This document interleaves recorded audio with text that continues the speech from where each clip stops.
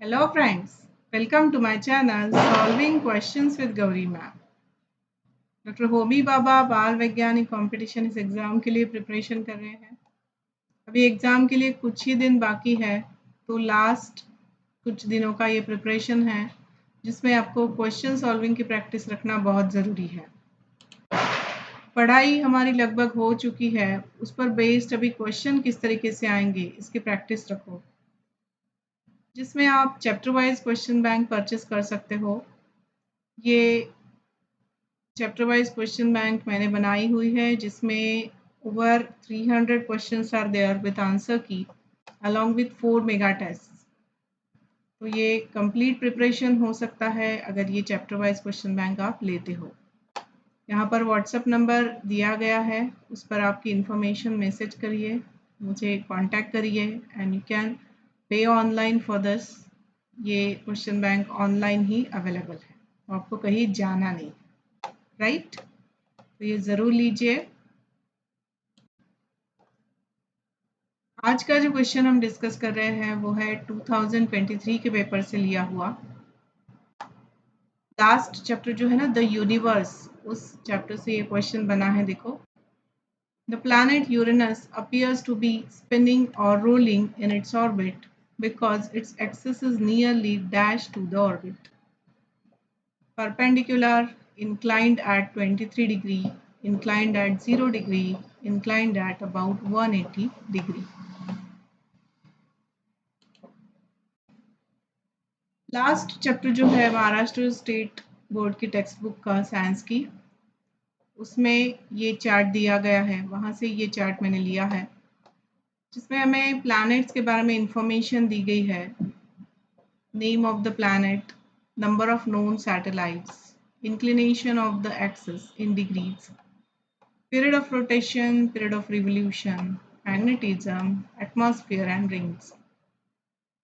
इस चार्ट को बहुत रट्टा मार के याद रखना ज़रूरी नहीं है, अगर कुछ कुछ की पॉइंट्स है जो आपको याद रखने पड़ेंगे, जैसे कि प्लैनेट्स के नाम तो आपको याद है ही, सीक्वेंस में याद रखो। इनर प्लैनेट्स, पहले 4 जो होते हैं वो इनर प्लैनेट्स है, उसके बाद जो 4 है वो आउटर प्लैनेट्स है। अब पहले 4 इनर प्लैनेट्स में नंबर ऑफ नोन सैटेलाइट्स की बात करो तो मर्क्यूरी और वीनस के तो कुछ सैटेलाइट है नहीं, अर्थ और मार्स के फिर 1, 2 इस तरीके से याद रख सकते हो। सबसे ज़्यादा सैटेलाइट्स जुपिटर के हैं और उससे कम होते जाते हैं, देखो आगे जैसे हम चल रहे हैं। 33 for Saturn, 27 for Uranus and Neptune के लिए 13 है। इस तरीके से ये डिक्रीज होते जा रहे हैं, सबसे ज़्यादा जुपिटर के पास है। इंक्लिनेशन ऑफ एक्सिस जो है वो सबसे ज़्यादा 177 वीनस का है और उसके बाद आता है यूरेनस का 97.9। So this is just kind of perpendicular to the axis, right? तो इस तरीके से ये यूरेनस का 90 के पास है। Period of rotation, period of revolution को ऑब्जर्व करोगे तो आपको वीनस के बारे में एक स्पेशलिटी दिखेगी, जहाँ पर पीरियड ऑफ रोटेशन जो है वो ज़्यादा है compare to period of revolution. Period of rotation days decide करता है, period of revolution year decide करता है।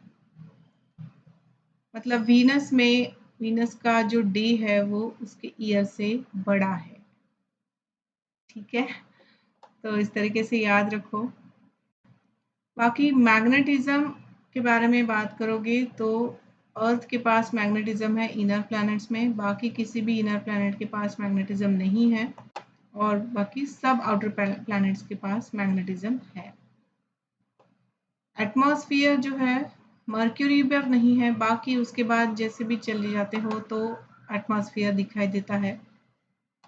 और रिंग्स की बात करो तो बहुत सिंपल है याद रखना, जो इनर प्लैनेट्स है मर्क्यूरी, वीनस, अर्थ, मार्स, इसके ऊपर रिंग नहीं है और जुपिटर, सैटर्न, यूरेनस, नेपच्यून ये 4 आउटर प्लैनेट्स है जिनके ऊपर रिंग्स है। ओके, तो इस तरीके से कंपैरेटिव ये चार्ट याद रखना है ताकि इस पर क्वेश्चन बनता है तो आपको सॉल्व करते आना चाहिए। So back to question, question का आंसर बन जाएगा ऑप्शन ई, क्योंकि देखो हमने देखा 97 था, तो इट्स नियरर टू परपेंडिकुलर, तो ऑप्शन ए इस क्वेश्चन का सही आंसर बन जाएगा। The planet Uranus appears to be spinning और rolling in its orbit because its axis is nearly perpendicular to the orbit. ठीक है, तो चलिए इसके साथ आज का वीडियो यहाँ कंक्लूड कर रही हूँ।